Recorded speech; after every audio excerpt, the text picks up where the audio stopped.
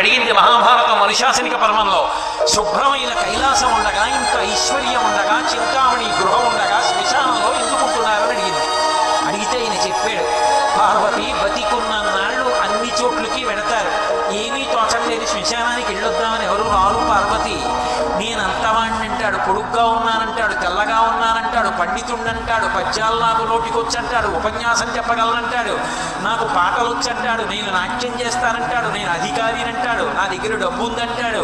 ఇన్ని ఉన్నాయనుకున్న వాడిలోంచి ఊపిరి బయటికి వెళ్ళిపోయిన తరువాత వాడిని తీసుకెళ్లి 4 కొత్త కర్రల మీద పడుకోబెట్టి చాప చుట్టి తాడు కట్టి పైన నూలు బట్ట కప్పి తీసుకొచ్చి అన్నీ తీసేసి కర్రల మీద పడుకోబెట్టి కాల్చేస్తుంటే జీవుడు లేచి నిలబడి పుర్రె పగిలిపోయిన తరువాత కన్న కొడుకు కూడా స్నానం చేసి వెళ్ళిపోతుంటే చీకటి పడిపోయాక, అయ్య బాబోయ్ చుట్టూ ఉగ్రభూతాలు, నా వాళ్ళన్న వాళ్ళు లేరు, వీళ్ళని నమ్ముకున్నా